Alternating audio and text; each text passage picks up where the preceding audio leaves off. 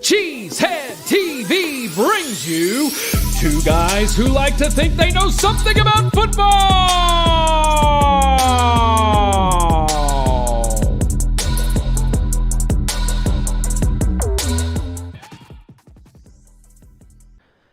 Good evening, everyone, and welcome back to Packer Transplants Live. I am Aaron Nagler, and joining me, as always, is Mr. Corey Behnke, my partner here at Cheesehead TV. I'm coming to you live from Cheesehead TV, New York. Corey joins us live from Green Bay, Wisconsin, across the street from Lambeau Field, and we are ready to talk some Packers. What do we have on tap today, Corey? Today, we try to forget the loss to the Vikings and look ahead to the Packers finishing the regular season along strong against the Bears. But right now, it's time for the good, the bad, and the ugly. We got the good, we got Edgerrin Cooper. We got the bad, we got Jaden Reed. We got the ugly, we got Josh Jacobs' fumble. What a way to start a game. How are you, Behnke? I'm good, besides Twitter, X, whatever the hell you want to call it. Right. I'm good, it's the new year, it's 2025, feeling good in the neighborhood, feeling good about the Green Bay Packers despite everybody else. So you're you know the what? one. Well, that's good. If you don't feel good about the Green Bay Packers, you can go fuck yourself. Okay? Boop, I'm boop, like, booty maybe boo. some magnanimous kind of start to the new year. No. Nope. All right. You know what? I used to worry about being a gatekeeping fan. I don't worry about that Right. anymore. You want to be a fan, be a fan. But if you want to be an Eeyore, go be an Eeyore somewhere else. Go to Chicago. They need more Eeyores. They need some Eeyores. They need some They need numbers, a lot more. No doubt about it. No question about it. Well, look, I think there's a lot to feel good about, and there's a lot of promise still in this team despite the loss last Sunday. But we'll get to all that. We're going to be talking about the game, obviously, and then the matchup on Sunday against the Bears to finish off the regular season. Got to finish strong heading into the playoffs. Yep. But right now, you know what it is. It's time for the hotness. Let's get to it.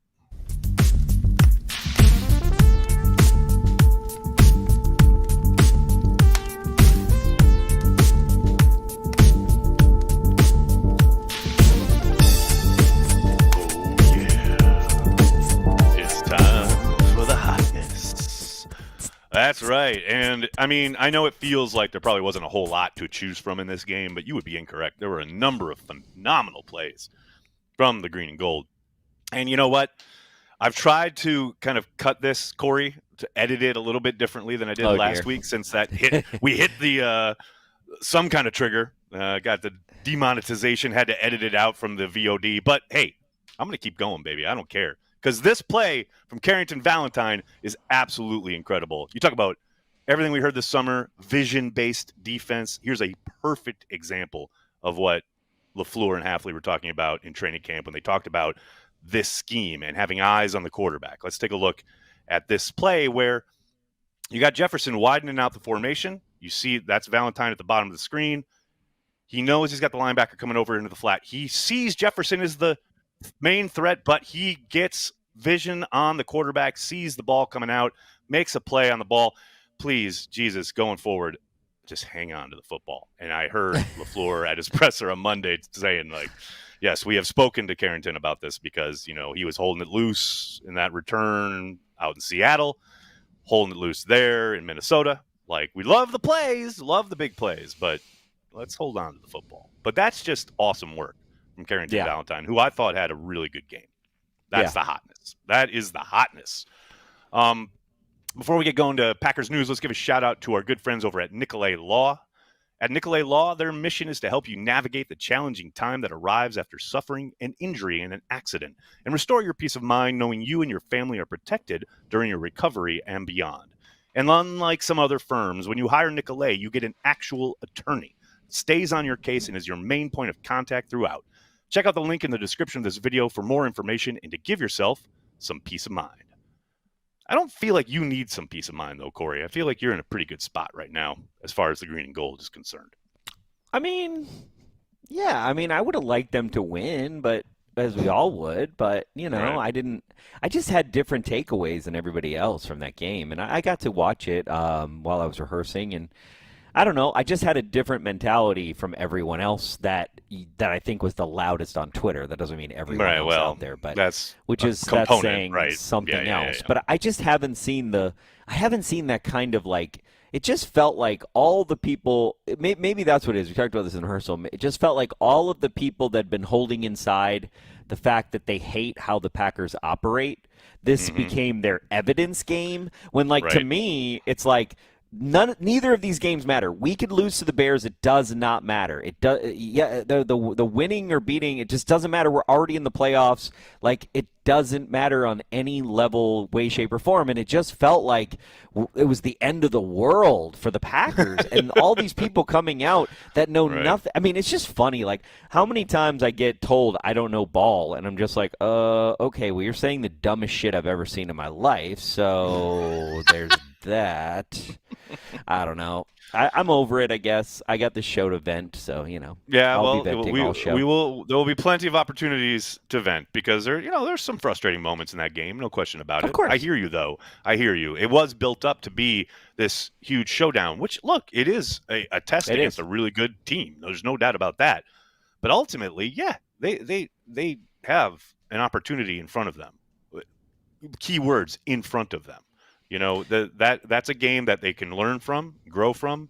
Obviously, they were shorthanded on the defensive side of the ball, even more so once the game began. But we'll get into all that real soon. But right now, we got to get to the Packers news. We got to eat our vegetables, Corey. Starting with probably the headline of the week, unfortunately, being Jair Alexander has had knee surgery. He is done for 2025. Going forward for the rest of the season, whether they get to the Super Bowl or not. I know Adam Schefter put out there initially that there's a possibility he might return. Tom Silverstein shot that down pretty quick. And I obviously trust Tom when it comes to the Packers. And it really sucks, obviously, to lose a player of his caliber. Really been waiting and waiting and waiting, hoping to get him back out on the field. But just couldn't get it out. Couldn't work it. Apparently, kept trying and kept tweaking it and dealing with pain and swelling.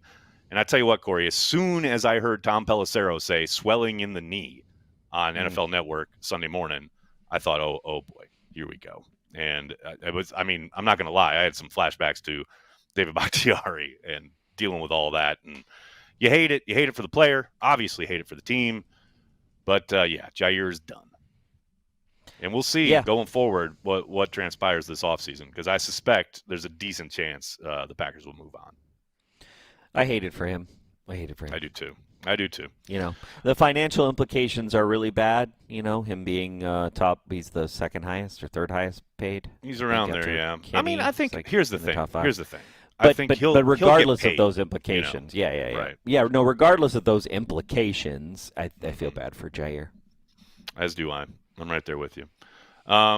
Moving on, news-wise, we've got Jacobs, McKinney, and Gary voted to the Pro Bowl. And the Packers have several other alternates, but those were your main rostered guys when it comes to the Pro Bowl. Xavier McKinney is one of your starting safeties for the NFC. Congratulations to these three gentlemen. I know Rashawn Gary is the touchstone here because, man, wow, people were so mean about Rashawn Gary getting named to the Pro Bowl. I mean, all of my mentions on whatever platform you're talking about, man, people were like, what's crazy is if you just watch, just right. You want to be a nerd for a second, and I know you've already done this, so I'm not talking about you. Sure. Do yourself a favor, and I haven't actually done this for every game, but I've done this for like 4 or 5 games. Watch the games this season and just key on Rashawn the entire time. Yep. Show me one time. Down in and down out, right? Yep, every down. Show me how many times. Talk to me about how many times there's just one guy to beat. It's like chippy, chip, chip, chip, chip, chip. And then it's like, oh, you're almost there, chip. I mean, it's like he is definitely, him and Kenny are keyed in on pretty heavily. Now, he's got to kind of get around that, but I just don't get it. I mean, he's definitely responsible for so many pressures. If you look at the all-time pressures this season, he's got something to do with a large majority of them. Well, and the thing is, too, is he's really, really improved in the run game. And I know no one gives a shit because the guy is paid to get to the quarterback, and he's not getting sacks. So that's what everyone looks at. But, man, it's night and day when it comes to his play against the run, comparative Yeah. to not just last year, but kind of his whole career in Green Bay up to Where this there's point. the play I think you point out where he sets the edge, and instead of and going around, and he forces the runner to basically run into him. Yes. And like, so it's plays like that where he's not just thinking of, he's really keyed in on that, and he's there's he's doing his job. There's so many instances this season where he does so much better in regards to not opening the door, so to speak. Like in the past, so many times you've seen him take usually an inside rush that opens up a lane, and the usually the running back, but sometimes the quarterback is out the gate, and there's huge kind of tracks of green in front of them because Rashaan was not disciplined. And that has completely turned around. And that's obviously the scheme and coaching and Rashaan doing the work. But again, you say all that, and it's like no one cares. Your whole job, the reason you're getting paid, is to get the quarterback on the ground. And to that end, he has not done a great job in that regard. But that's not the only part of the game. And so I got no problem with being named to the Pro Bowl. Well done, Rashaan. Proud of you. Keep it up, buddy. Yeah. And I'm proud of the fact that his name is big enough, his name recognition is big enough on our team, right. Because our team, historically, is one of the teams, like the Lions, which is kind of funny how Xavier McKinney passed up the Lions. Kirby Joseph, yeah. Yeah, Kirby Joseph got snubbed, which I love. But I was just like, I love that. It's just funny how, historically, like, we are not a quote-unquote national team, right? So, like, we're not as popular as the cool kids from Dallas and West Coast and East Coast teams. And so the fact that Rashawn's name recognition is big enough to get him over the top, even though, I think we would all say he hasn't had, like, a superstar season, is pretty cool. Right. I think that's pretty cool. I'm with you there. I will say, everyone always talks about snubs and who should have got in, who didn't, blah, blah, blah, blah. If there's one name for the Green Bay Packers who needs more attention and should be at least in consideration, he's not even an alternate, it's Zach Tom. Like the fact that yeah. Look, I understand, especially at offensive tackle. That's the hardest, though. It's so tough to crack that nut. It's like you watch David Bakhtiari. How many years in a row was he an All-Pro while not making a Pro Bowl? I mean, it tells you, like, it's such a lot of it is a popularity contest, but it's also a name recognition thing. And yeah, it is. Zach, for as well as he's played, he's still relatively under the radar comparative to some of the other guys who have been there for a while. I think, it's only a matter of time before Zach Tom gets that recognition in his due, but that's the one name out of everybody on the squad where I'm like, that sucks. I hate that for Zach Tom because, look, a lot of these guys have things in their contracts, right? That you get escalators, you get bonuses if you are named to a Pro Bowl, even as an alternate sometimes. So that's where, and that's a whole nother subject or topic about how stupid it is that they have fan voting tied to a accolade that impacts guys' ability to receive bonuses. Like that to me is just absolutely wild. I would say that's stupid, but you got to realize, like, the Packers fans are typically responsible for a pretty large piece of the voting. So yeah, big chunk, no doubt. Yeah, so you got Packer fans to rely on to vote for you. I think you picked the right team. You're ahead of the game, no doubt. Looking at practice this week, Packers had their second practice. They had a jog through yesterday, had their first full practice today.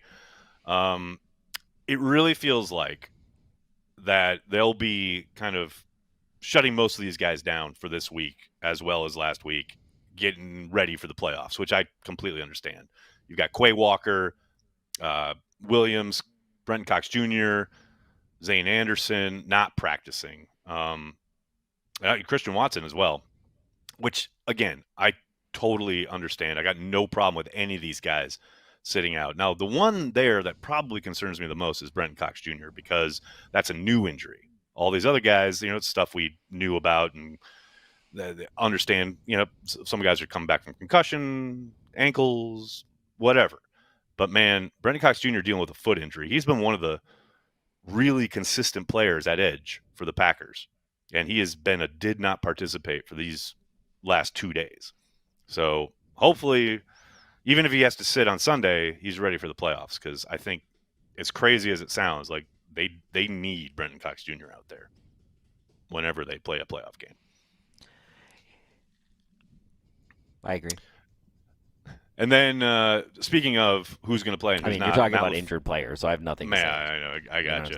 It's like I was actually. You know what I was thinking? Though. Actually, my brain was processing something. It just took a while. It was kind of an old PC processor. I was on Windows Vista there for a second. Windows Vista. So, yeah, my brain. I haven't thought of Vista in decades. Wow. No, literally, while you were talking, I was thinking about 2010. And I was thinking about I was trying to pull my excitement out of my butt, and I was like, yeah, 2010, and then I was like, oh man, we had Tremont. Oh man, we had Nick Collins. Although that's X, right? So we got X. Right? Yeah, we got But then X. I'm like, ooh, Eric Stokes is not even close to Sam. Tremont, right? Sam Shields. Sam Shields. And right. Sam Shields, it's so funny. If you look at, besides Aaron Rodgers and the offense, if you look at a couple of the things that really turned on late in the season for us, and it was really that secondary play. Oh yeah, that secondary play was legendary. And Nick Collins especially, Nick Collins and Tremont, but Sam Shields in that Chicago NFC Championship game. I mean, yes, sir. Where are we going to, without Jair, where are we going to get that from? It's like that Carrington Valentine I'm excited about, but then I think about Eric Stokes and I get depressed. Stokes has played better. We'll talk about that in the defensive section. I don't think you can count. I agree with Andy, though. You can't count that as a PBU, I don't think, right? Which one? Because he still hasn't had a PBU, I think, in are you talking about the one where he almost intercepts it? It's over Jefferson's head and it goes through his hands almost. Yeah. I don't count that as a PBU either. I don't think he's still had a PBU. I don't think he still had a PBU in hasn't 100 games or something. But he was in position. That's all I care about. Just be in position, kid. Hey. Now here's where it is. Packers are not resting their starters against the Bears. Jordan Love, Josh Jacobs, etc. They're playing to win, which I think is the right call, especially considering this team, how they played in Minnesota, how they're going to have to go on the road, and they're going to, an object in motion stays in motion. And I think the offense in particular needs to get into motion. They need to be operating at a higher level than what we saw coming out of the gate in Minneapolis. I don't doubt for a moment, the hope is, okay, let's get to the second half, have a lead, and then kind of phase out some guys. Like we saw that against the Saints, right? Peel back. Yep. Yeah, exactly. But I think, I get Matt also kind of referencing a couple years ago that last game against the Lions, which meant nothing. They played some guys early, and then they kind of sat them all at halftime. I don't think anything should be that delineated. But again, I think the hope would be, let's get a lead. Let's get control of the game and then start phasing guys out. Sit Zach Tom in the second half, etc. To be honest, that might happen that might happen by the end of the first quarter. We are talking about the Bears here, so.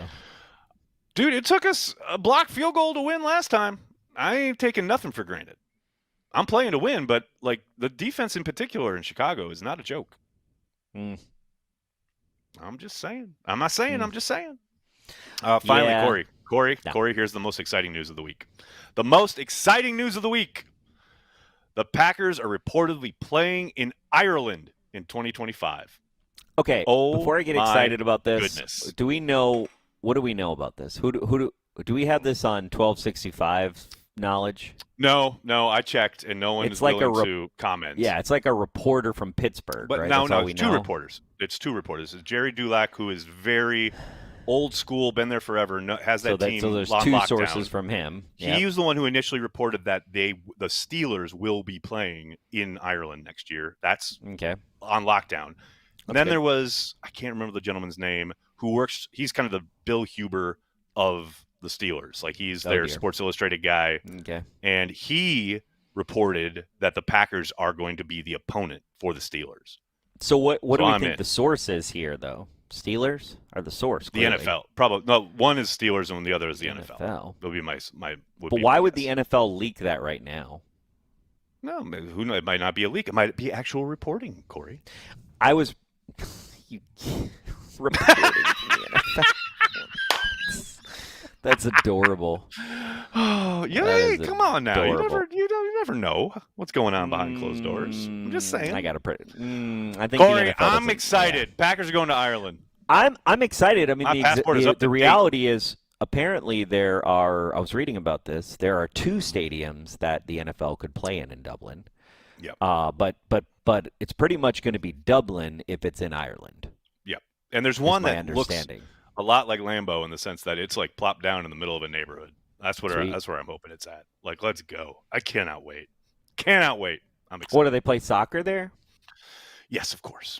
Oh, cool. Of course they do. All right, let's talk about the offense. Let's talk about the slow starts killing Green Bay. Corey, whether it's Watson fumbling in Detroit, whether it's Jacobs fumbling in Minneapolis, can we just hold on to the fucking ball? And can we start fast against these teams? I'm sick of that.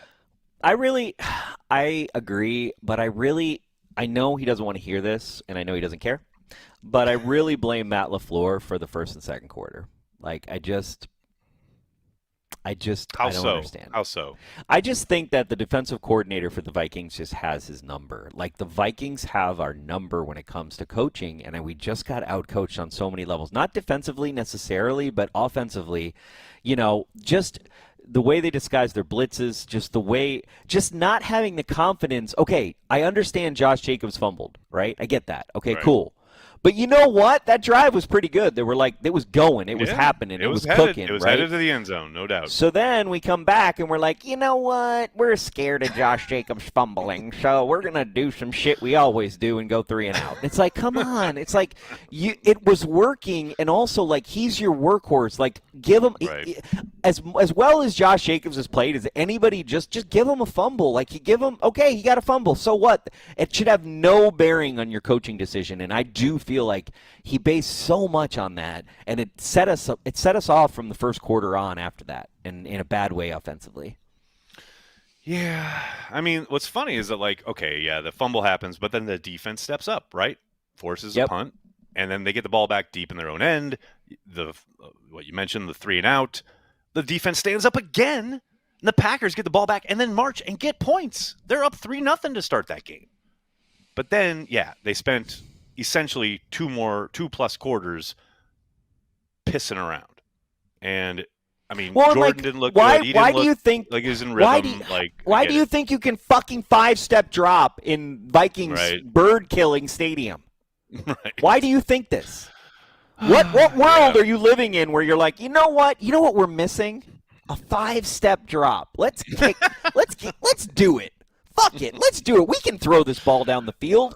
They're not going to sack us. And it's like, we're not doing ourselves any favors. No, I agree. And, what's funny is that LaFleur mentioned it after the game. Like, they lived in 3rd and long, and that is the absolute worst, not only stadium, but defense to go against with those combined. That scheme in that building, man, you're just asking for trouble. You're just asking for a long afternoon, a long day at the job, so to speak. And when you're seeing Rasheed Walker have his head turned in on 3rd down because it's getting insanely loud, you can't hear the call, and you're just like, okay, now he's watching, and the ball gets snapped, and then by the time he's got his head around, the defensive end or the outside backer is like not only across the line of scrimmage, but he's essentially on his way to the quarterback. That happened like a handful of times where you have to your point, like let's play some small ball, let's dink and dunk, let's get some, I want to say easy completions because nothing's easy in the NFL. But, man, you're dropping back and you're throwing 30 yards downfield. And clearly, I don't know what was going on. I know the man coverage really threw them.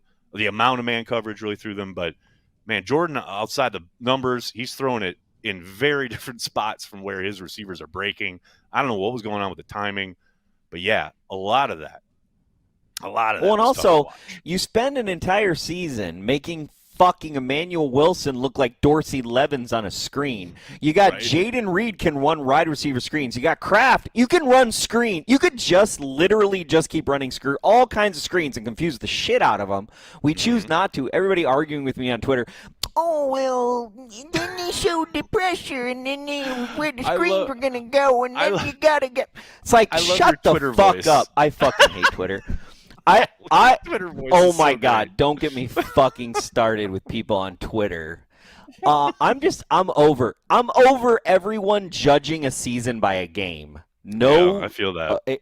Unless it's the 2014 NFC Championship or the 2007 NFC Championship, no season should be judged on a game. Okay. I very much agree with that. Hey, could also agree on this? Yes. Catch the ball. Catch the ball. Lord. Catch the fucking ball. Well, that's the thing. If we catch 2 third-down passes, that's a completely different game. I'm just saying. Completely different. In a fourth down pass, which was in Yes. in Jaden Reed's hands. But early on, especially the drops, yeah. There's a play where Jordan Love is like Superman getting outside the pocket. He rolls to his right. He finds Jaden Reed, and he fires a bullet, which legit hits Jaden Reed in the hands, and he drops it. Like, I understand there's a dude draped all over you with sticky man coverage. Wasn't getting called all night. You got to adjust. You know who caught the ball with sticky man coverage all over him? Bo Melton, twice. Like, dude, welcome to the NFL. That's going to happen in a game where the Vikings did a phenomenal job of roughing up the Packers receivers at the line of scrimmage. Yep. And they kept handsy, sticky coverage because they found out after like 1 or 2 drives, look, they're not calling it. Yep. We can get rough with these guys. And yeah, they threw a flag once in a while, but more often than not, they knew we can get as physical with these guys as we want, and we're probably going to get away with it. And I'm not saying like, oh, they're cheaters. I'm not saying that at all. I'm saying that's smart. That's a smart approach by their defense, which our receivers did not respond well to at all until it was like much later in the game, and they really changed their approach. A lot more zone, trying to keep everything in front of them because they had a multi-score lead. But man, welcome to the NFL. You are paid to make those catches, especially when they hit you in the fucking hands. I do want to address something that I did address on Twitter about this whole idea. Kurt Behnke can go away. Dude. Just go away. I can't stand that guy. No. Anyway, he put this thing out like, I know. I Packers, know what drew your ire. Guy. I don't give a fuck about that guy. I know. I hear you. He's the worst, probably the worst backup quarterback the Packers have ever had, and that's saying a lot. Oh man, that ain't even close to true, but okay. Yeah, he was. Okay. So, I mean, did he do anything here? No, he just pissed a bunch of people off. That's my understanding of it. So, Good job with that, buddy. Go keep some footballs. But you know what?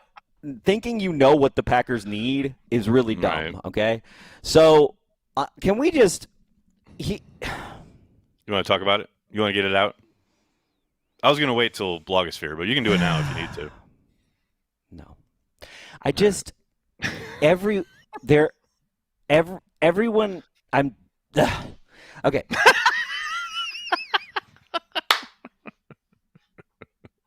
I see the wheels turning. Like you're trying to pick your words. Don't pick your words. Just say it. No. At some point, okay? At some point, just based statistically on where we are this second year with this group and where everybody is, at some point offensively, these wide receivers are going to take it over the top. And the fact that they can work as a team and have different positions is a different way of doing football. So now, a lot of people don't believe in that because they want us to be a different team than we are. A different and I understand type that. Of team, yes. Right. Yeah. They want us to be a different team. But we are trying something that very few teams do. And to be fair, we were forced into it, and it's also the way that we draft and the way that we develop players, right? It's just that's what we 100%. Do. Yep. So you can say, I don't like that, that's fine. But to say, realistically, to say in the world, to put out in the world that you think that the thing that's missing from this offense is a number 1 wide receiver, I can't help you. Like as Winston Moss says, as Winston Moss eloquently said, as the great Winston Moss said to the Packers beat, I can't help you. I can't help you because you can't help yourself in this situation because you're a fucking idiot if you're saying that. Because one, you don't have the point of view of where the Packers are, who they are as a team. Yeah, okay, I could wish that the Packers picked the fucking a kicker. Well, they would do that actually. Trying to think something that they would do that I would want them to do. Oh, my God. It just drives me crazy. It's like you realize none of these guys are in their 3rd year. Right. Okay? And I know that, look, you take a wide receiver. There's tons of examples of wide receivers in the first round who have gone on and been great in that first year. And that first year, thing. It's rare. It's rare air. But there are examples. It can't happen. But But, like, I put this out on Twitter. Jaden Reed's stats. Okay, now I'm not saying that Jaden Reed is a Devontae-type player. But most people he was taken where he was taken is similar to where Devontae was taken. Right. And everyone harped on Devontae in his second year. So my 2 points about this are, one, everybody thought Devontae was a bust in his second year. Correct. And look at Jaden Reed's stats in his second year. They're better than Devontae's. They're pretty much on par to better, right? And Devontae in that third year just was like, bye, I'm the best wide receiver in the NFL, basically. Like, it was a hockey stick. Right. And I'm not saying that's going to happen to Jaden Reed, but let's at least give these guys a chance before we say, oh, I mean, I've seen enough this season to know that Tucker Kraft, Romeo Doubs, Jaden Reed, Dontavian Wicks, Bo Melton, these guys are going to be good, really, really good together. They're really, really good together. They just got to pick up some of the 111 things that they're not doing, and they've got to have enough experience against man.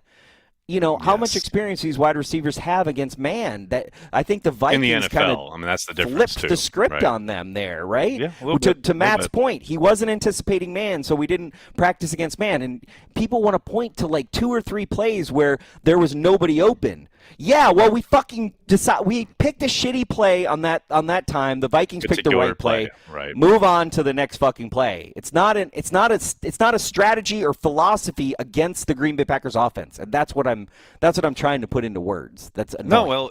And your annoyance is completely justified because of the fact that so many people, when they talk about this, they go, well, here's the one instance where it didn't work, or it's not working the way we thought it would, or it should, or they talked about. So now this is our justification for saying, well, the Packers should operate like other teams. Well, I'm here to tell you the Packers have been operating their way for like 30 years, and they've won more football games than any other team in the league. And I know people will turn that around and go, well, they've only won 2 Super Bowls, but okay, only 2. The moment you say that, you're living in entitled town.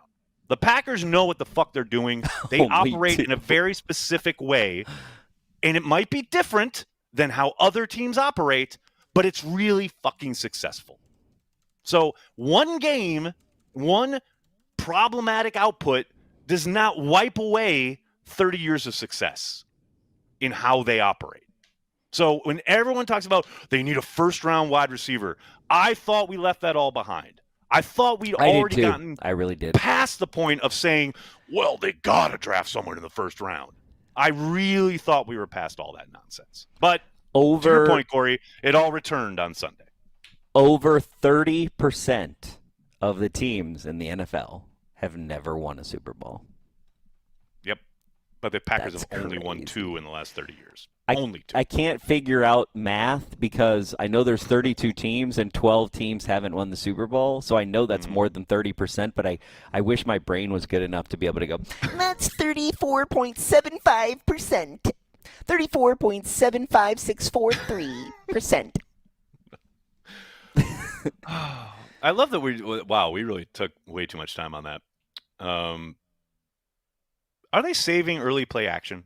That's my question. Because they have been really good with the power running game, with Josh Jacobs. Matt LaFleur has run on first down more than any other play caller. They have run the ball on first down more than anyone else in the league throughout the entire year. I keep waiting.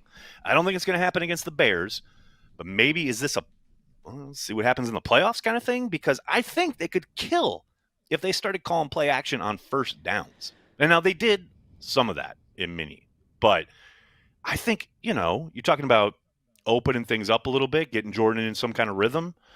I think that could help. I really do. Something that I hope we see in the playoffs. I mean, I'm with that life, but the life I'm with. You want to hand it to Josh Jacobs. Yes, that's right. My favorite drive of the season is pretty much Jacobs, right. Reed, Jacobs, Kraft, Jacobs, touchdown. I think that was it. Yeah. That was my favorite drive. That's dictating. Like I was watching Packers History showed it was great. It was like perfect timing. I don't know if it was Packers History. Somebody had Vince Lombardi, and a lot of people watch. He's like, there's a seal here and a seal here, and you run in the alley. But this was like it was like 20 minutes of him talking about the sweep, which I'd watched that before, but I watched it like 3 times back to back because it's really in depth, where he talks about like the why, and he talks about when the center where the choices have to be made, and just all the complexities on like on the blocking and where it happens, and on the strong side versus weak side, and it's just so great. It's just like so great. I was just like mesmerized, and like to me, running is that. Running is that pure, like, how did you see the Chiefs where they did that lateral? They threw it and then they lateral. Did you see that play? How dope is that? Well, did you see Detroit do it? Detroit did that.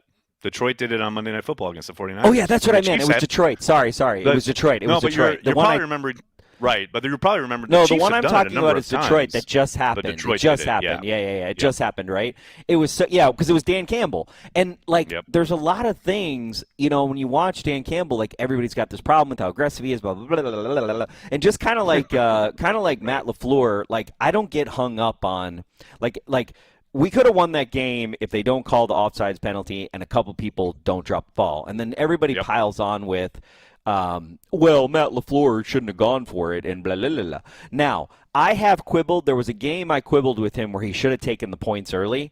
But at the end of the day, on 4th and 2, you're right there, and there's something to be said for the way you want to play football. And there was something about that Lions play, to me, that's the next level of football, where football is probably going to go, which is a retread, right? It's an old way of playing football. It comes back to rugby in a lot of ways. But I do think if you want to take, like, the lateral, the ability to lateral in today's NFL adds this layer that you can't account for as a defense, which is right up Matt LaFleur's alley. So I feel like we are one of those teams that's going to try some shit like that. I really hope so. I'm with you. And because you're talking about like the modern NFL game is such a space game, right? It's getting guys in space or utilizing space.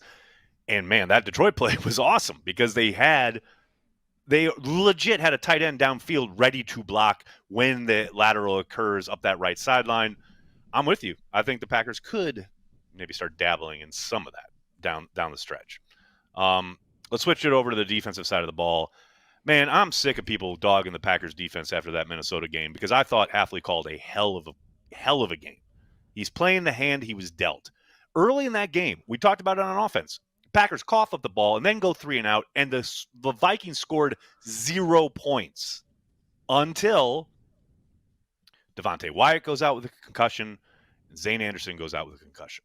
That changed everything. And that's coming into a game where they were down 3 starters on defense. And then they lost 2 more. And Hafley had to play the way he played. And yes, no question about it, Darnold played an outstanding football game. There are a number of plays, though, if you go back and watch, where he threads a needle, especially over the middle of the field, where it's just out of the reach of a linebacker or just out of the reach of a safety. And then on their first touchdown, it's a classic example of, Xavier McKinney is keying on Justin Jefferson, as you would. You absolutely should, right? And then their third receiver gets behind on the post for a touchdown. It's like Hafley did what he could do with the guys he was given.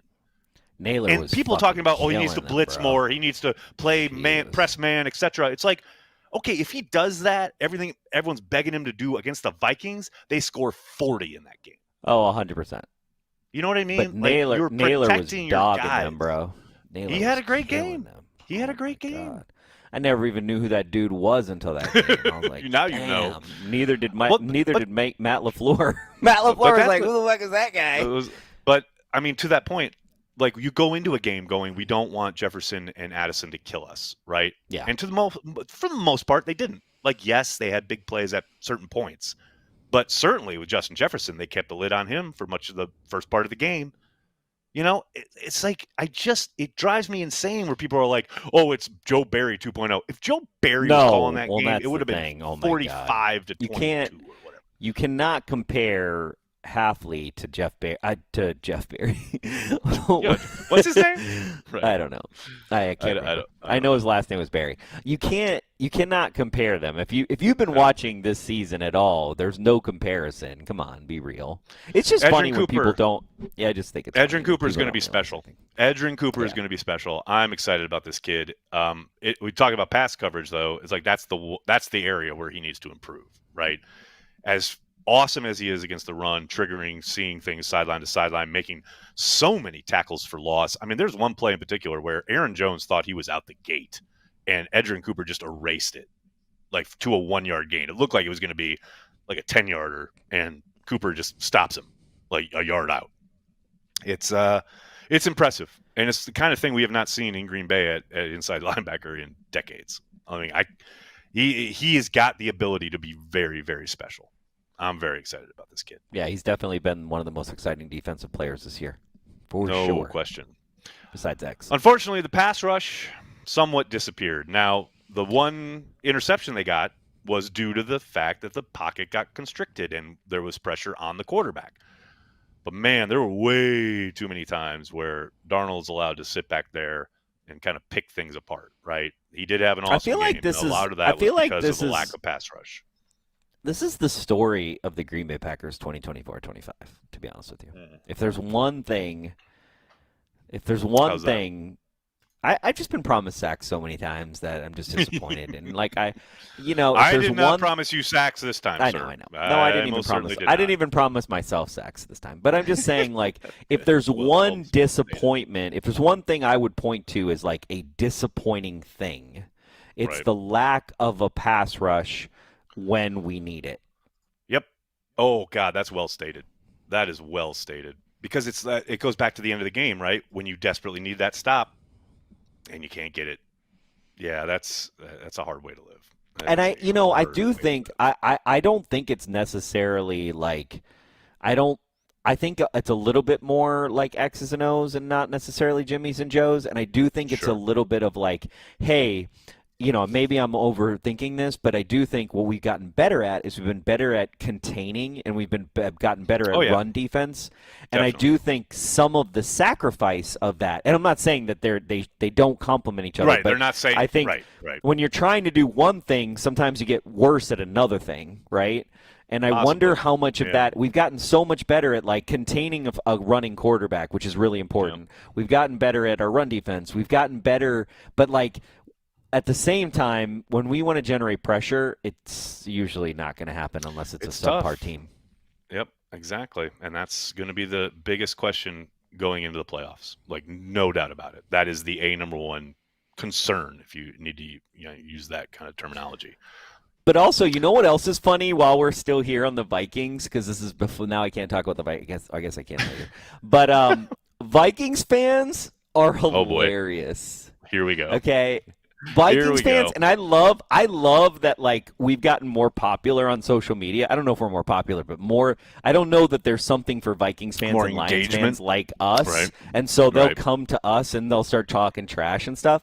And it's just so funny when people say, "We beat you twice in the regular season." No one cares. Literally, and it was funny because I put this thing I fucking hope that the Minnesota Vikings lose their first game in the playoffs. And this woman who's like a doctor, I looked on her Twitter thing. I felt so bad for her because she was like, "You guys are so mean." And it's like, I'm a football fan. What? Of course, I'm a Packer fan. Of course, I hope you lose. But also, the reason I put that, you want to check out our mentions on any post on any platform. Yeah, check out all the people I've muted in the last 48 hours. No, but what's funny is Vikings fans are just so adorable. They're just adorable. They're and there's this one old guy, and he's so funny. I'll be like, "Bro, you have an empty trophy case." I'm like, "Oh, that's old. That's so old. Oh, it's all the same thing." It's like, bro, nothing changed. You still haven't won the Super Bowl. You haven't won many playoff games. Nothing has changed. Great, you're maybe the 1 seed. great. Maybe. You're in the playoffs just like us. But I hate to tell you, last time I checked, it's really fucking hard to beat the same NFL team 3 times in a season. It's a very rare thing. Very rare. The probability and the math on it's not good, bro. So have fun with the regular season. Raise that banner. Raise that regular season banner. Well, they won't be able to, too, because they're probably not going to win the North, which is going to be hilarious. It's going to be so funny. Let's take a look at this game on Sunday. The Bears coming into town, obviously. The Packers' 108 wins against the Bears is tied for the most by one team versus another in NFL history. Let that sink in. Let that sink in, Behnke. 108 wins against the Bears. I love it. That's going to be continued on Sunday. One of our favorite traditions. Bears are trash. Beating the Bears. Bears are so trash. Packers are favored by 9.5. If you can believe this, 9.5. I honestly feel like that's low. Feels low. Feels real low.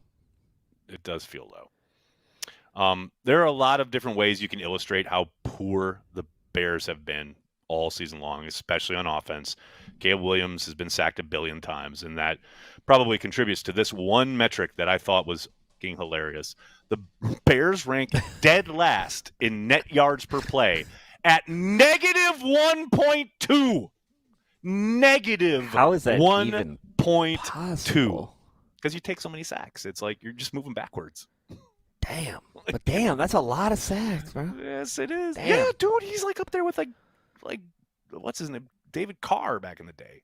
Like it's horrible. Like now, the upside for the Bears and their fans is he hasn't thrown a lot of interceptions. He's been good with the football. Well, I think the general consensus with Caleb Williams is that he's actually played pretty good despite the Bears, which I 100% agree. I think he's talented as hell, and if they make the right hire, I mean, that's adorable to even think about. But if they did make the right hire in some alternate universe, he could be a fucking problem. He could be a problem. Going to make the right hire. Exactly. No, here's what's going to happen with the Bears. Here, let me explain. What's going to happen.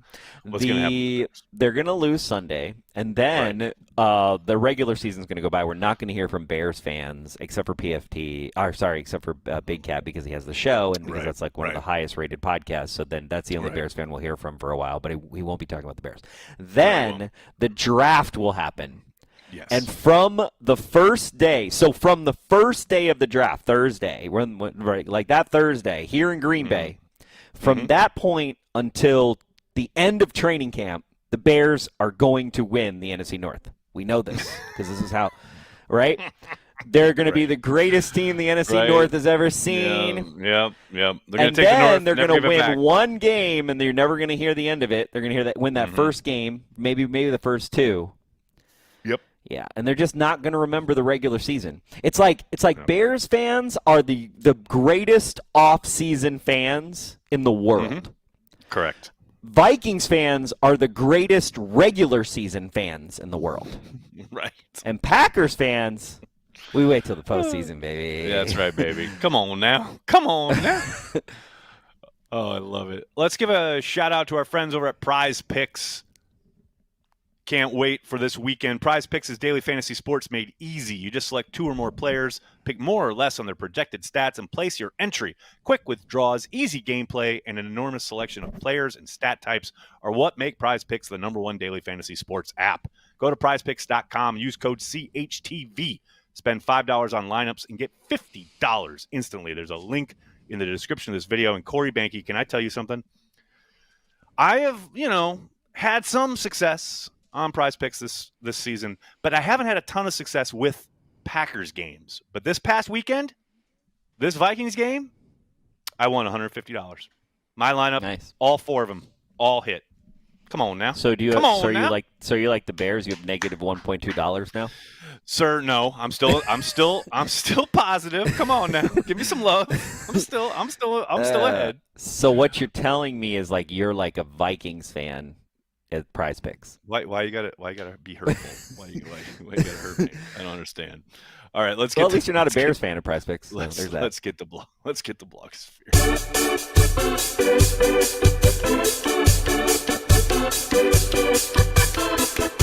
This week in the Packer blogosphere. Packer blogosphere, the return of that venerable series.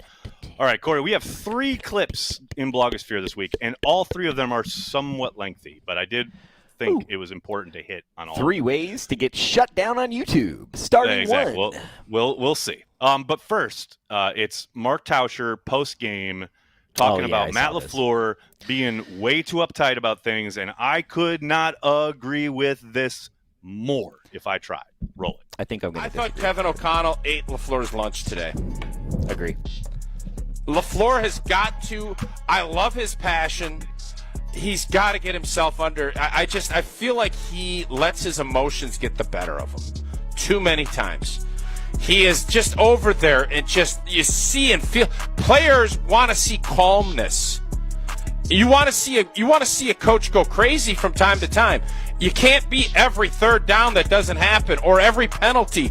It can't be every time something bad happens, there's a blank storm. Like, there has to be some kind of, all right, I want to join this is going to be all right. I want to be vice president of this club. I want to join this club. We're going to handle this. And it just feels like in some of these big moments, in these big games, he wants, you know, I love the fact he wants it so bad. You see it. You feel it. Players do too. Okay, and now, hold on. I don't want to stop this, but I want to give you a private meeting with LaFleur. Okay, about this. What would you tell him? Stop it, though. No, I know, because I want you Calm down. Don't make everything to be the biggest thing in the world. You have to let some stuff roll off your back. Is Andy Reid freaking out every time there's a penalty on a Chief, or when they don't convert a 4th and 3? Like, he's not. Matt LaFleur gets really animated, and that's part of his charm. But you can't ride the wave. And by the way, he told Aaron Andrews his team played tight in that first half. Well, why? You're the trendsetter of this group. Exactly 1,000 billion% correct there at the end. That Jaden Reed drop, that's a direct line to Matt LaFleur being too tight, too uptight, too tightly wound. It's reflected on the field. His players, what is the old adage, Corey? Every team is a reflection or an extension of their coach. Well, that's a very specific example of, I gotta make a play because everything's so precious and tight. And no, man, no. Go out there, play, have a great time. Fucking get loosened up, let it rip. Yeah, the homework was for this week and all the I mean, I mean? don't disagree. I guess my problems with that clip. I am with Tauscher. My problems with that clip are, 1, how does Homer still have a job? How does that guy still work in life? 2, that guy's terrible. 2, shut the fuck up and let Tauscher speak. Right. He's got a good rant going. Stop interrupting him, you moron. I thought you've been in fucking radio for 40 years. Bro, how do we let these amateurs be on the radio waves in Wisconsin and there's no fucking consequence for it? Anyway, I also wanted to get to these next two because these two clips are representative, I think, of kind of the viewpoint of the public when it comes to the Green Bay Packers after that loss in Minnesota. This first gentleman, I do not know. I've never seen his content before. I came across it on TikTok. Bryce DeGroat, I believe is his name, doing NFL content. Tons of not a Packers specific dude. But this, I think, is pretty representative of what we were talking about earlier in the show as far as the perception of the Packers after that loss. Let's take a listen.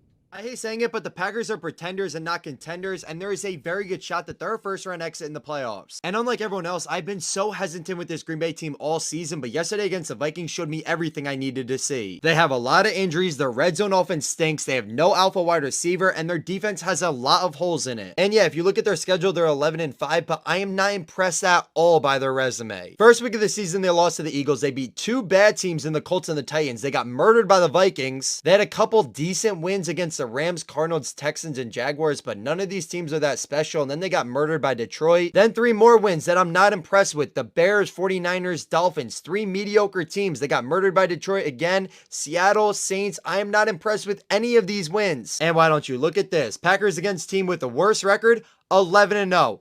but Packers against team with a better record, 0-5. This team just beats up on the bad teams, but can't hang with the good teams, especially in their division. And you want to know the worst part? The Packers are currently the 7th seed, and that means they will have to travel to Philadelphia for the wildcard round. And at this point in the season, it doesn't look like anything will change, and this matchup is set. So in what people were calling a Super Bowl team just a few weeks ago, they're now looking like a first-round exit, and it's not good. Corey, that TikTok made me dumber. That TikTok made me dumber. Corey, that was the worst TikTok.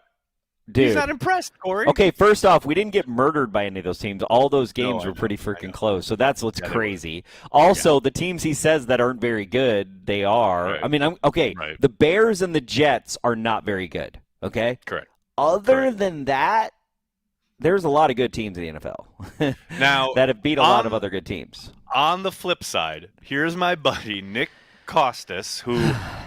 he's been doing this for a very long time as far as he does gambling content. He has a show called You Better You Bet. I worked with Nick at Bleacher Report back in the day, and Nick will text me throughout the season, like, about the Packers, like, because he's always like, am I crazy for thinking XYZ? And I'm always like, I try to be real with him about, like, where their issues are or whatever. He texted me almost immediately after the Vikings game. He was like, I'm still in. And here's Nick on his show the day after the Packers loss. Long swaths of this season felt alone on Packer Island. I feel like, candidly, I was on this Packers bandwagon before anybody else was. Not before everybody, but I feel like I was on it way early. And then last Monday, literally 7 days ago, a week from today, the Packers shut out the New Orleans Saints and Spencer Rattler on Monday Night Football, and all of a sudden, Packer Island started getting really crowded. I mentioned this on Friday's show. I talked about it all day yesterday on the 2 shows, including the one with Sammy P here on the BetQL network. That everybody was coming out of the woodwork after last Monday's win over Spencer Rattler and the Saints, and now everybody loves the Green Bay Packers, and everyone thinks the Packers are a Super Bowl contender. I should have known that I was screwed right then and there. Now today, after the Packers lose to the Vikings, swept in the season series by Minnesota, losing yet another test game, here's my question to everybody. Last week, we can all acknowledge that everybody was on the Packers bandwagon, right? To at least some degree. Does that bandwagon still exist? Did that son of a bitch burst into flames? Careen off the side of the road?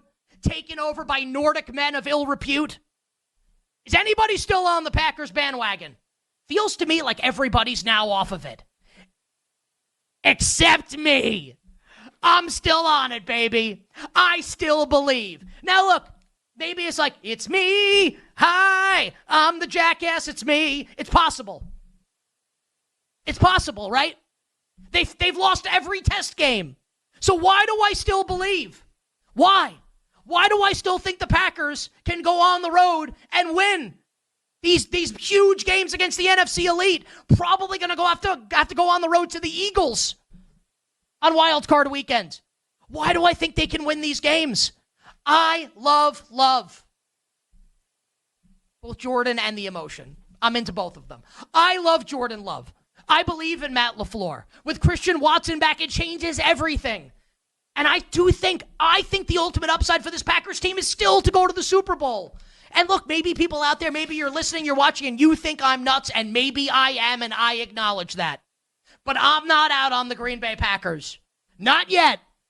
Let's get to Packers-Eagles on Wild Card weekend. Let's see what that point spread is, and then let's have a conversation. Because they're going to beat that bear ass this weekend, and then we can talk Wild Card weekend for Jordan Love and the Green Bay Packers. So Vikings fans, Vikings bettors, you got your pound of flesh. I'm telling you the Vikings are elite, but for everyone that wants to be out on the Green Bay Packers, God damn it, I'm still in! Jesus. I was annoyed that he didn't turn his mic the right way, and then at the end I was like happy he didn't. And I was like, oh yeah, they don't have a compressor or a limiter apparently. Winning Gambler, you're annoying. So I'm just gonna say that. Really annoying. Your chats are really annoying me. You're looking at the chat? You're a madman. That's great. Anyway, I love Nick, and that's just a perfect counter argument and or feel to the naysayers and haters out there who just think it's all over. Season's done, Corey. They lost to Minnesota. All over. The regular season is about to be over. Burn it all right. to the ground. It's over. Packers are also, over. Like, how could you look at how can you look at last? Okay, what kind of glasses are we going to call this? Is you're looking at last season and you look at this season and say it's already a disappointment from last season? Yeah, well, that's just because of their expectations. That's what that is. I can't help you if that's how you feel because there is no statistical evidence to point. It's your subjective opinion here. And you're talking to somebody like back to the whole Matt LaFleur coaching thing. If it's like Matt LaFleur, I get the emotion thing. I like it. I'm a little bit more of an emotional person. I know I would make a terrible coach. I get that. It's fine. Right. But I look back at like the last two people that did win us a Super Bowl were pretty freaking cool cucumbers. Although truth be told, the one who last did it, his coaching career is not gone very well since that. It's on life support, let's say. Tulio, are you saying my voice is annoying as Nick's? I think Nick was great, by the way. I thought his thing was great, but I don't think my voice is as shrilly as his. It's going to be honest. It's not. Well, look, and Nick leans into it too. Like, dude, yeah, he totally does, which I love. That was a great rant, by the way. It was great. Yes, and to be fair, he's talking about the national media, which is very clear, right? It's like Well, he comes at it from a gambling standpoint as well. Like it's a different mindset totally. And it's a different viewpoint. But I just love how when he says he's all in, it's not a fan. It's like money wise, and betting wise, and absolutely. All right, should we get to some YouTube comments? I believe we have a few. And shout out also to Patreon members and Carry the G Club members. Obviously, happy hour will be done, and it will be up as soon as we end here. So you're just going to have to hold on. Oh, that's why I'm like, why do you keep rushing me this show? And then it's like, because you want, I was like, do you have to go on a date or something? In the back of my head, I was like, and you're like, yeah, you got to go to happy hour. I got to go too. I'm going to go happy hour. Oh, and I just want to say, I'm going to be on happy hour, but I do have to go to a UWGB women's basketball game tonight. So I'll be on there. So when you guys realize, all right, Brody Nicholson, off-season topic, but Josh Sweat and GB would be cool. Brody. I mean, let's see if he gets out of Philadelphia first. I love the player, but, I mean, at this point, so much is going to happen before free agency starts. So let's. Who do you think we're going to take in the draft? Just kidding. Dustin Logan, my ASU Sun Devils gave me a lot of football hope. Packers about to beat the Eagles, Lions, and Vikings. Go Pack, go. There you go, Dustin. Dude, that ASU Dustin, thank you. Game yesterday, that was amazing. Oh, my God, that was an awesome game. Awesome game. Aaron Harper. Hi, guys. Happy New Year. The Bears still suck. True story. Correct. True story. Amy Gooding. See you in Ireland, boys. There you go, Amy. Get that passport ready. Kevin McConville. That's what I love about the NFL, man. I get older, the Bears still suck. Also, random Packer Mo Wilkerson. Ooh, good pull. That's the first time it's ever been used. Well done. Mimsy. With Melton's speed and hands, he should be Watson, too. Not quite. He's got speed, but he doesn't have the same kind of like acceleration. It's different. I mean, you see Watson is a long strider. He erases ground. I mean, there's no doubt Melton's got speed, but they're very different types of players. Mark Walker, as an older fan who started watching the Packers in '83, can I send a ton of appreciation to you guys for building a balanced, fun, high-quality way to interact with the game? You're awesome. Thanks, Mark. Mark, appreciate that's the that. nicest thing anyone has ever said on the internet. Thank you very much. Appreciate it. Mike Witt. Hey, guys. Eeyore2 checking in. Hope everyone had a great holiday season. 16 games in. What is your opinion of Halfley? I think he's done a great job considering what he's had to work with. I think he is a breath of fresh air. I am very, very excited for the defense going forward in the next 2-3 years because I think they're going to be pretty damn good under his watch. Porkmaster, who relies on their back foot more, Jordan Love or a sultry salsa dancer? I think it's a push. It's a push, Porkmaster, at this point. Mike Witt, everyone talking about CB in off-season, but Edge is just as big of a need, in my opinion, 100%. I think we're going to be taking this. I think it's going to be CBDEOT. I think it all depends on how the board falls. Obviously, I do think but it's going to be fascinating in a mix. We on the outside have our opinions and our evaluations, but you never know what they're thinking. I mean, there might be practice squatters or guys who aren't getting, but they're just like, give them another year seasoning, etc. Or maybe they're, finding something in LVN's game where they're like, he's about to explode. Like, I don't think so, but maybe they do. I think cornerback is the biggest need. I don't think anyone would disagree with that. I agree. Some of us said it was a need last year, but I was ridiculed. It was a need. It's all. I mean, to be fair, it's always a need. If you're not taking a quarterback in the first, second, or third round, a cornerback. Excuse me, I said quarterback, I believe. Mm-hmm. But if you're not taking a CB or a safety, whatever, defensive back, call it. If you're not taking that in the first 3 rounds, there's something wrong with you because you don't got enough. It's just, to me, it's like the Packers went so long drafting O-line, right? And then there was a 1 year, like a couple years ago, where they didn't draft an O-line, and then they got back to drafting O-line, and they've done a really good job of developing them, etc. Man, you got to treat corner the same way because there's so many of them on the field. And then injuries happen, and then all of a sudden there's a fall off. We have seen that. And we're playing 5 a lot. That's the thing. Exactly. So it's like you half your defense. You have to draft corners every year. Have to do it.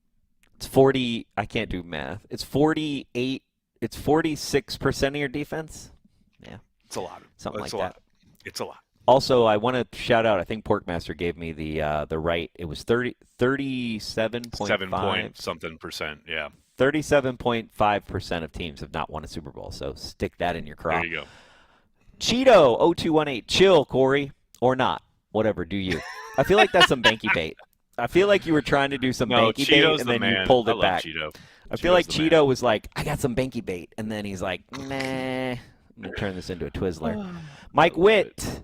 Thanks for the super chat. Behnke, Homer, Bill Michaels, and Bukowski. Rank them from worst to best. Okay, I would rather rank them from shitty to worse. Okay, because there's no fucking best when we're talking about any of these 3 people. Okay, so it feels, don't we get this like every year? It feels like every year. This is great. I love it when people pay for it because then Aaron gets all like Aaron will like later on we'll have meetings and he'll be like, can you not be so mean to people? And then I go, I'm gonna try. And then I go, I'm going to try real hard, and then I fail every time. We did have that discussion. Now, that has been an actual discussion where you have said, I'm going to be much more reserved this year about attacking other folks, and then that lasts like 2 weeks. To be fair, I get upset about the defense, even though I say I'm not going to. You attack other media members, even though you say you're not. Okay, but to be fair, I do have a small pool. It's a small pool. Yeah, it's true. Of people. So it's not like I just attack anybody. Like I'm true to my character. No, I get you. You know what I mean? Yeah, that's true. So Homer gets the I don't know. Homer gets the award for I don't know. We're back to the you know what it is? Bill Michaels gets the award for should have been a broadcaster in Alaska. Homer gets the award for can't believe he made it in Milwaukee that long. And Bukowski gets the award for I don't know anything about football, but I look nice, and I'm going to try. So there you go. There you go. Ralph Ranucci, I want Behnke on with Homer, LOL. Well, Ralph, that's never going to happen because I like the Packers radio network, and I support the Packers radio network. And Homer couldn't find the Packers radio network if it hit him straight in the face. So there you go. ESPN Milwaukee's dead to me. Oh, stop. Man, we just played a clip from Tauscher. You know what? I like Mark Tauscher. I like Jason Wilde. And I love Jen Latta. Jen Latta is awesome, by the way. And there's some good people over there. The Karmazin Network's good. There's good people everywhere. Except, I don't like Homer, though. He's a hack. I like Homer, for the record, and I've said this on Daily. I like Homer. I think he's really good. He's got a lot of institutional knowledge. He may not be your taste, but I think he's good. He's not my taste. That's just me. Your opinion. Speaking of not my taste, before we end, okay, so I just want to point out, did everybody see that Aaron Rodgers play where he basically rolls out to the right and then he throws it at the guy's ankles and then yells at him? And then yells at him? Yes. That gave me trauma. Like it re-energized some trauma I had in my life as a Packers fan where he did that. Yep. Bro, what is he doing? It's always everybody else's fault, Corey. It's always everybody else's fault. That was to me, that was a nutshell. That was a nutshell moment. Yep. And a lot of people have pointed it out, but that happened in Green Bay in the last 2 or 3 years. That happened couple years, a lot. Of course. A lot. Anyway. Mike Witt, has Nags ever met with Homer? Have you ever met Homer? I think you've been on his show, right? No, it was funny. I've tried to get him on in the past, and we just had we were going to do it, and then scheduling happened, blah blah blah. But I don't think I've ever met him personally. I would like to. I'd love to hang out. D-Waxon, no, I don't. Nags, can you get a brandy old fashioned in NYC? Yeah, you can. If I tell him how to make it, sure. Yeah. I think there's a couple places that have Wisconsin old fashions if you really wanted it. Yeah. Oh, dude, did I tell you? There's a spot now, just not quite Midtown, but that they have a special once a month where they do Butterburgers, Wisconsin Butterburgers. Come on now. That's what I'm talking about. I can't read the chat anymore. Lucas Van Ness is a massive bust and was a terrible pick from day one. Okay. Behnke lame as hell, LOL. I will say, hey, LVN. Whoever said Behnke lame as hell, LOL, I'm with that life. Yeah. Aaron Harper chiming in at the last second here. What were you going to say about LVN? I interrupted you. Oh, the LVN thing. I keep saying this, on all the different shows.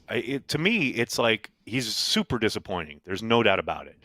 But put in context, he is still a very young player who is in literally his third defensive scheme in as many years.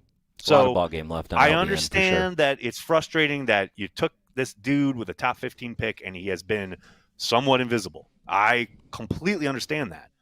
However, defensive line in particular in the NFL often takes a year or two for guys to really kind of grow into whatever it is you're asking them to do. And they've asked him to do different things for 2 years in a row. So I get it. I totally understand people's frustration. I'm still willing to give him some grace and hope he turns it around. Hell, maybe in the playoffs, but definitely next year. Aaron Harper, thanks for the super chat. Corey Homer suck. I agree. And also want to shout out Brandy, Mark Murphy's last regular season game. Shout out. Let's go. No more Mark after this game. I like it. Let's also give a shout out to our Patreon members, some of whom are undoubtedly waiting for happy hour to start. They're waiting for you to open the happy hour. Blood. That they can. I always make it so they can hang out before we join them. That's right. Patreon members, youarethebomb.com. Thank you so much, as well as Carry the G Club members here on YouTube. Thank you so much for the support. You guys make watch parties awesome. By the way, second most watch party ever on Sunday. Only beat by the Donald Driver watch party. So you guys are awesome. I feel like Brazil beat you. I feel like the Brazil watch party beat you. We're at 55K as of right. Okay, as of right now. Right now, but live, I don't think so. At Brazil. Okay, I'm not going to say anything right now. I have things to say, but I'm going to hold back. I just love getting you. I just love getting you. You can say it all on happy hour. It'll be great. Do you have anything to add before we head into the great night here? Yeah, stop hating on the fucking Packers, people. Come on. Yeah, how hard is that? There you go. If you're a Packers fan, don't hate on your team. Come on. Stump. That'll do it for this episode of Packer Transplants.